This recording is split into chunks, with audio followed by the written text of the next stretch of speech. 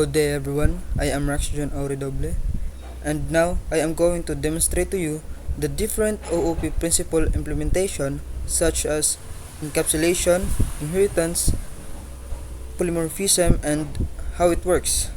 So, first mag-una sa ta sa encapsulation. So, magiging ko example dire. So, muna ito main method. So, i-discuss na to kung unsa ang encapsulation. So, the meaning of encapsulation guys kay gina-make sure niya nga ang sensitive data is hidden from user. So, ginakuan niya ang user ba, gina-restrict niya to avoid direct access. Para ma-achieve na, ginagamitan nato ato ang variable, ginadeclare nato atong variables or ato ang attributes as private. So, kining private guys, mo ni ato ang access modifier. And then, provide public get and set, so mga itong gitawag nga getter and setter methods to access and update the value of private variable or ato ang private nga attributes.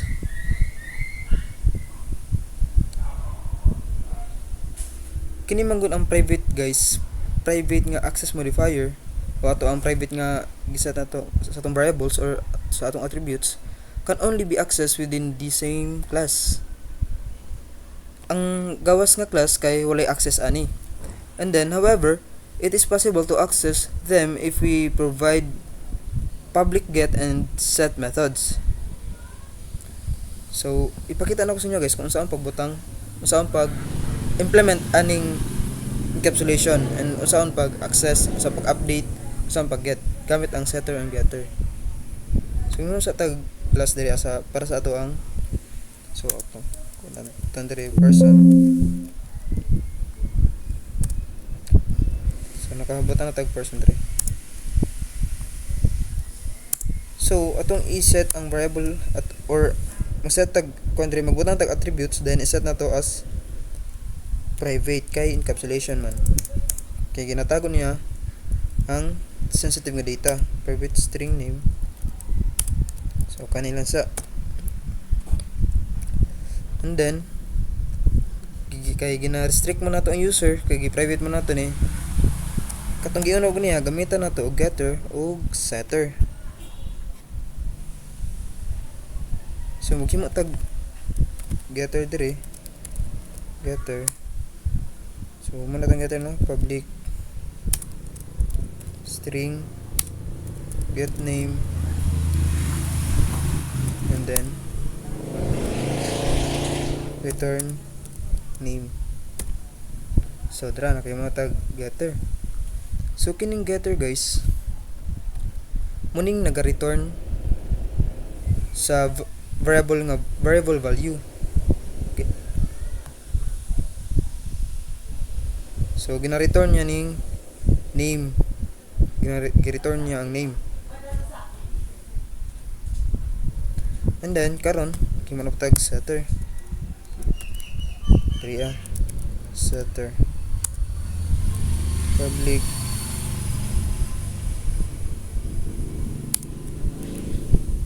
void set name string new name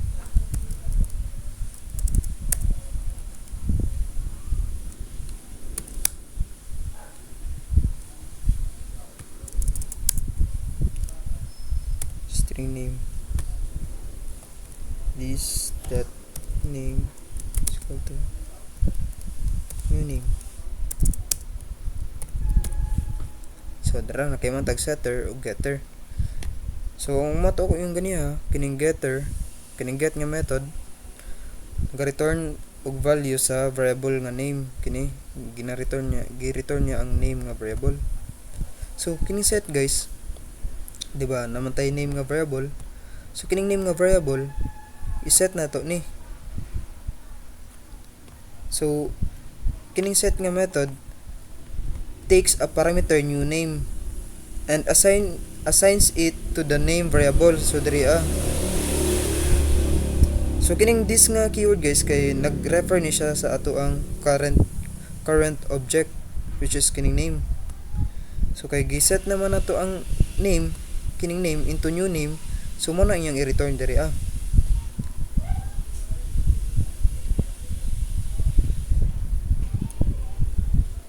However, as the name variable kini, name variable is declared as private, we cannot access it from outside from outside this class kini. For example, kini i-access nato ni name diri so i-try nato pero mag-instantiate sa tag kuan ato ang object mo sa tag object person obj is equal to new person.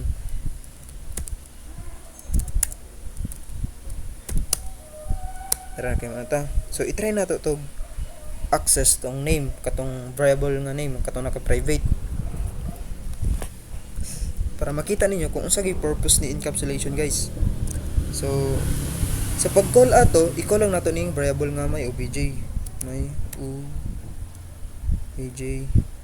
dot name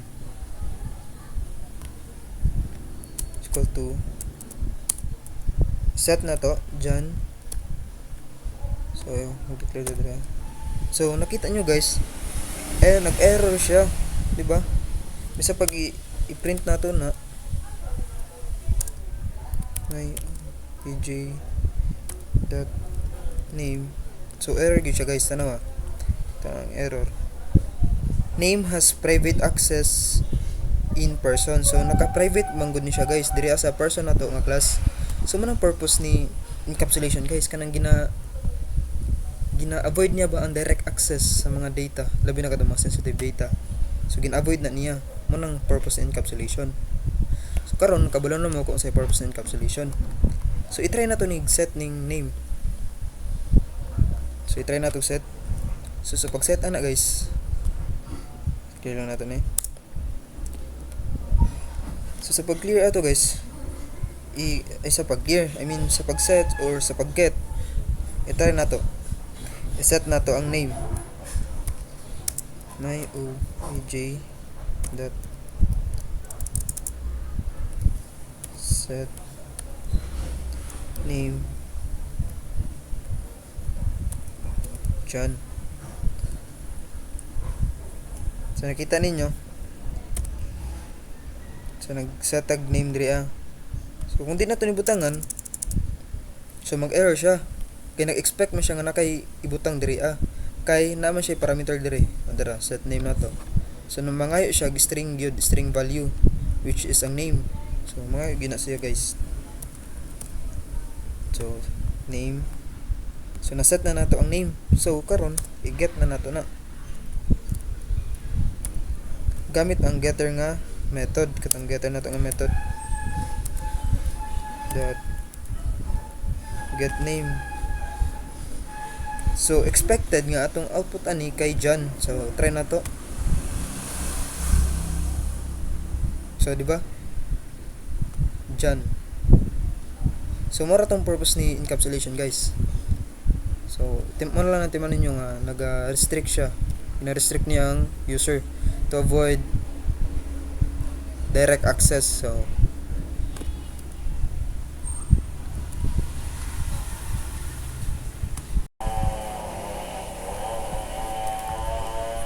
So let's proceed to inheritance. So na-discuss naman nato itong encapsulation. I hope nga namin nasabtan nato. So karon sa inheritance na ba? So in Java, it is possible to inherit attributes in methods from one class to another. So sa Java guys, possible gud ang mag-inherit or mamana niya tong mga attributes or mga methods nga nasa laing class. So we group the inheritance concept into two categories. So nini two categories guys, mo na itong ginatawag nga subclass and superclass. Kini subclass guys, mo na itong child. So kini muning naga-inherit og mga method from another class. So, kini superclass mo na itong ginatawag nga parent. So muning kanang the class being inherited from. So mo na siyang nagapamana. So sa pag-inherit guys, so pag inherit sa mga class, maggamit tag keyword nga extends. So karon makita ninyo na karon, ipakita na ako sa inyo ha kung how inheritance works. So let's proceed.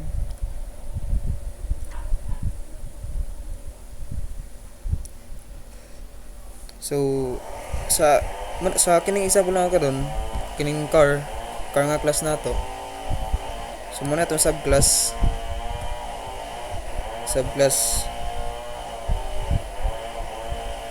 So hindi mo sa tag kon superclass niya, which is ang vehicle.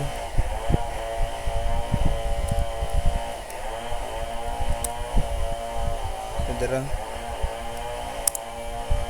so maghimatag ko andre mga behavior sa vehicle. So mag declare sa tadiri agkon. Magkatingala guys nga nung protected na una. Okay, pwede mo maggamit direct bisag unsa nga access modifier. Ford. So muna tong brand, and then karon maghimatag behavior niya sa vehicle, which is honk. So obserbatom ginang vehicle. So ang sound niya kay tutut. So karon balik ta sa ato ang car. So para manirit niya ni nga guys. Mainherit niya ni nga behavior. So kinahanglan nato siya i-extend diri So car extends vehicle. Inana. So alam ko tingala guys, kay kining example na ako gipa short lang na ni para madali ta. So kining car magbutang ta diri mag-declare ta diri ko niya. Iyang brand name or model name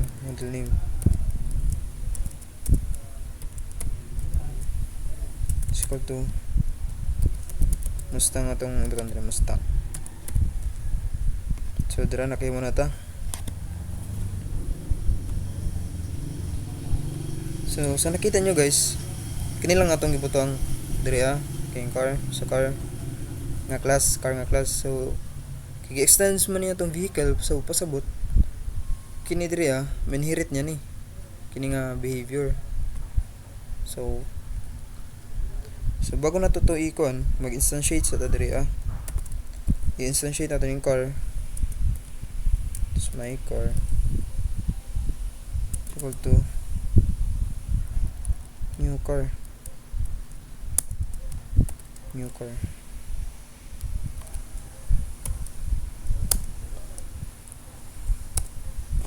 So man itong object. So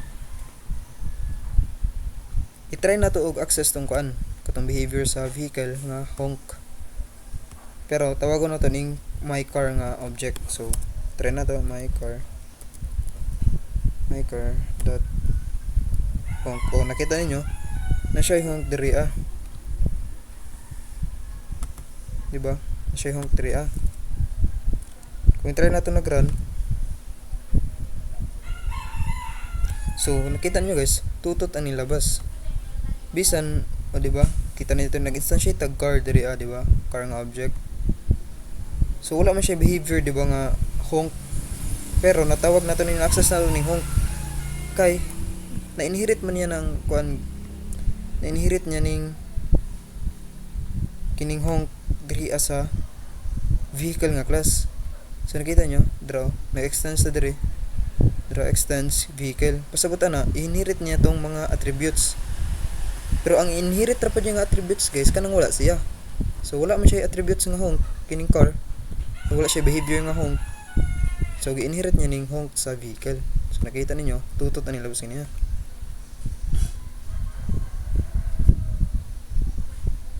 So inato ra ang kuan guys, inheritance.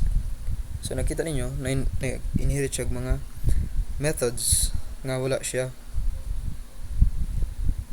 So I hope nga nasabtan ninyo.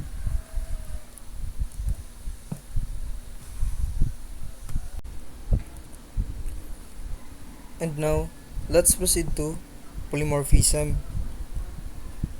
Polymorphism means many forms, and it occurs when we have many classes that are related to each other by inheritance. So kining polymorphism guys, meaning many forms, kanang daghan siya forms. Like we specified in the previous chapter, katong inheritance nga atong gi-discuss, lets us inherit attributes and methods from another class. So ang inheritance kay naga-inherit lang siya attributes and methods from another class, pero kining polymorphism guys, ginagamit niya tong mga methods to perform different tasks. So this allows us to perform a single action in different ways. So for example, natay animal nga superclass. So animal. So na siya yung mga method. So na siya method ginatawag na animal sound.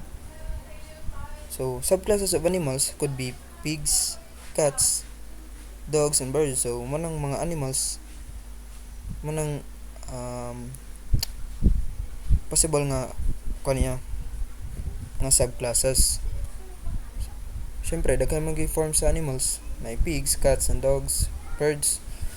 So and they also have their own implementation of an animal sound. So ang pig oink oink yung tingog, and cat meows, and etc. So ipakita na ko karon guys kung saan pag-implement sa polymorphism. So first maghimo sa tag class nga katong ino nga animal. So mo ni ato ang superclass. So sa animal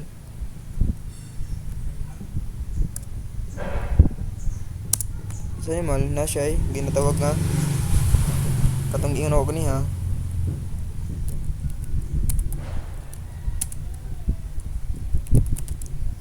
animal sound. So na siya sound.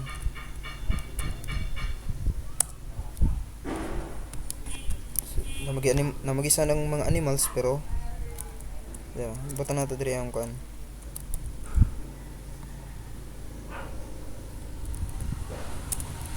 The animal makes a sound. So karon maghimo tag mga subclasses niya. So daghan magi animals, di ba? So ang isa na dito kay mga tog class kay pig. So pig.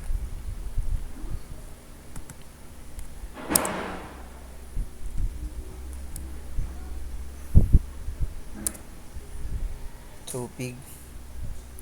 And then extends na to itong animal nga class 3A. And then kining pig namang siya sound, di ba? Sariling sound. So maghimatag ko niya sound public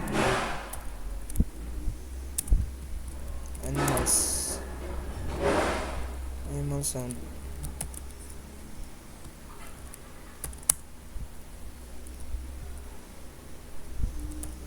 So sa yung sa kon sa pig.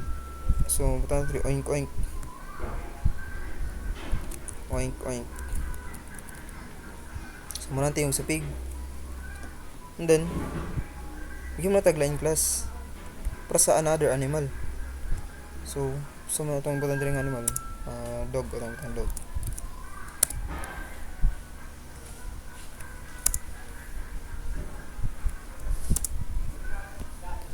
So kining dog na magiginig sound, so buwan to siya sound.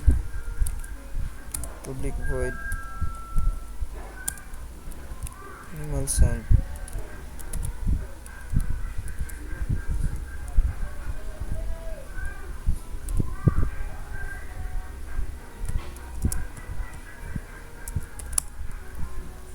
So say sound sa dog.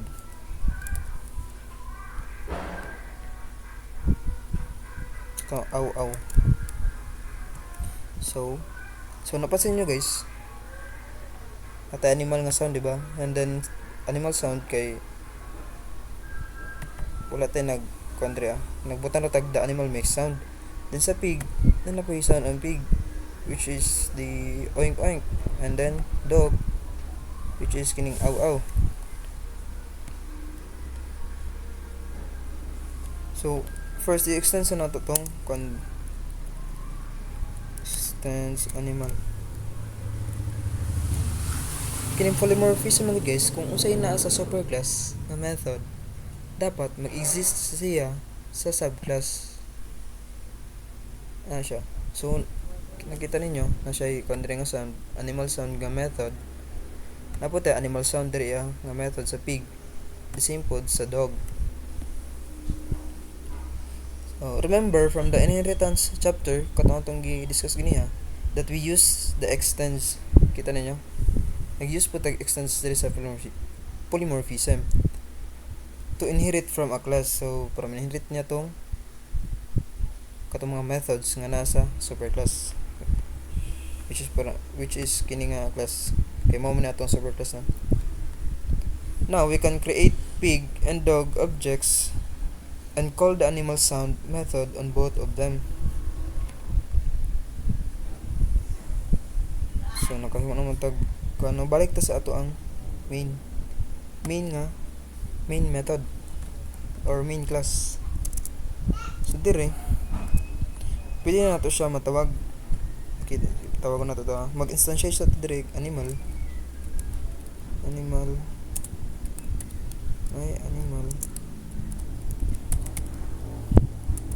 ito yung animal.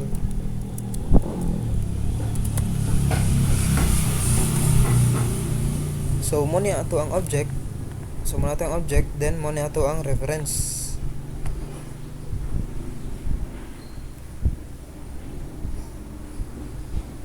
So magkuan sa dira guys, i-call sa nato tong animal sound sa may animal nga object kay dira. So tawag na sa nato to may animal dot. So nakita ninyo ni animal sound, di ba? So iko nato na. So try na to run.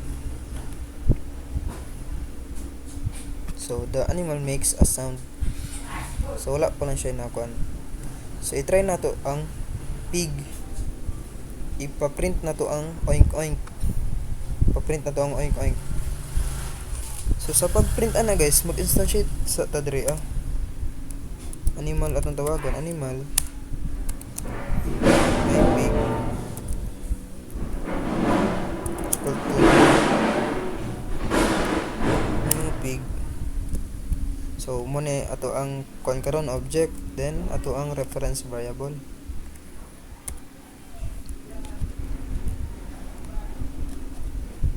So nakahimo na tag object. So tawag na itong make sound animal sound sa pig nga class. So my pig is equal to my pig dot. So nakakita ka diri na animal sound. So tick na to no. Then i-run na to. So oink oink ang nilabas. So i-try na to ni kuan guys. Wala on na to ning mix sound sa pig kung sa may tabo.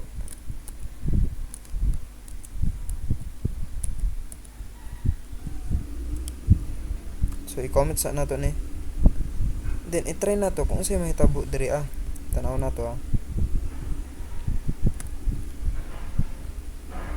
So the animal make a sound, di ba? Nakita ninyo. kay diba wala man tay kondri may pig sa pig wala tay animal sound nga kuan nga method, automatic sa reference variable na siya madto. So asa man atong reference variable, so mao man atong reference variable kining animal, so tanaw siya sa animal. So nakita na diri ang animal sound nga method, so mao na iyang i-print. Karon wala na to ni, and then sa animal sound na pud ato ang ikuan i-comment. So tan-aw na pud nato kung unsay mahitabo.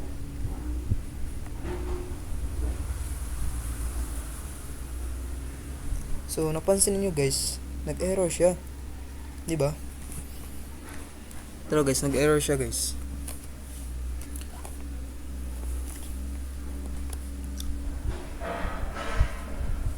Kay always maguna siya mutan sa kuan, di ba? Moto kung yun ganiya nga ang polymorphism dapat kung unsay na sa subclass ay sa superclass naapod dapat sa subclass, dapat i-exist na siya sa subclass always. So nakita ninyo kay wala man siya ang animal sound, wala man nag-exist,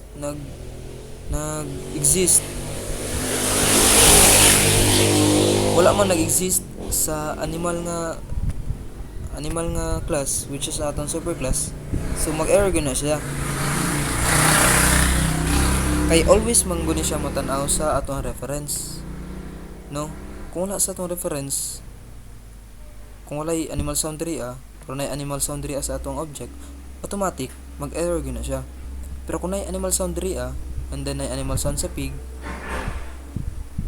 di na siya mag-error guys, kay both man method nag-exist silahang class, silang duha sa animal o sa pig.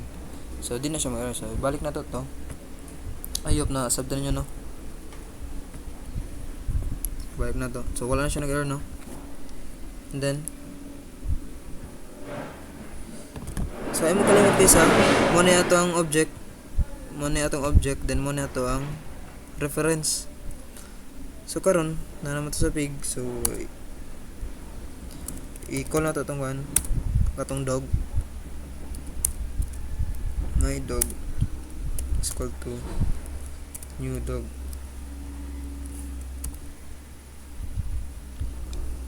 So nakita niyo, no, sa atong pag-instantiate o dire superclass to superclass, and then superclass to subclass. So nakita niyo rin superclass to subclass.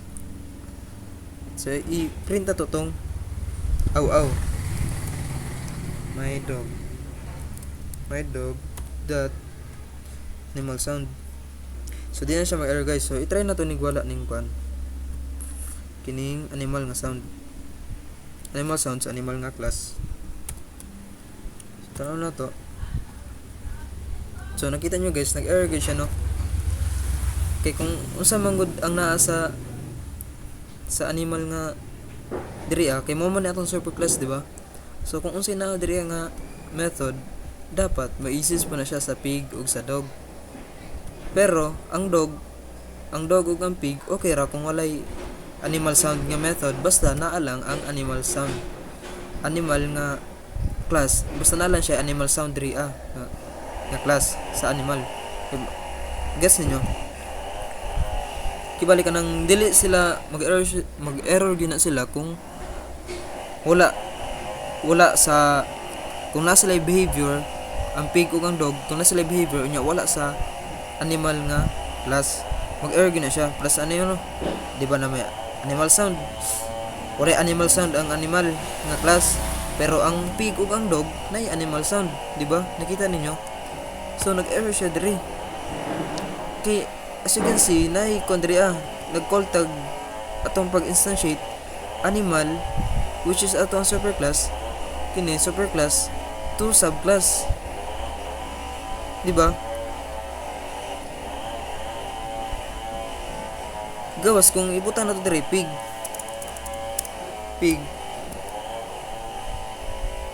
kana din na siya mag-error guys, kining pig is equal to new pig.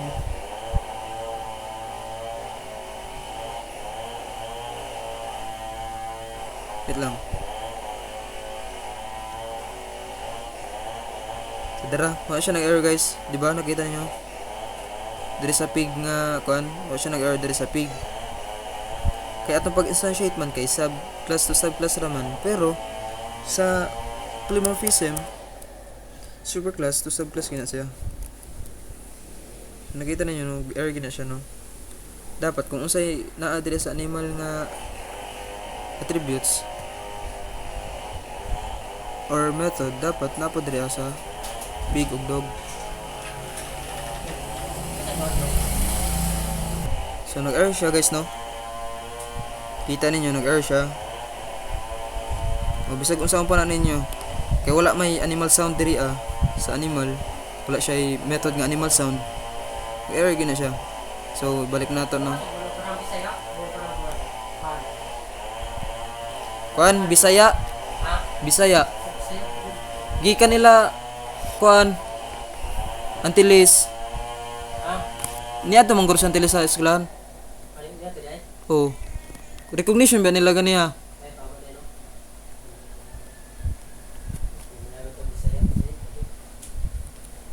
So inatura ang kon guys, polymorphism. So i-run na to.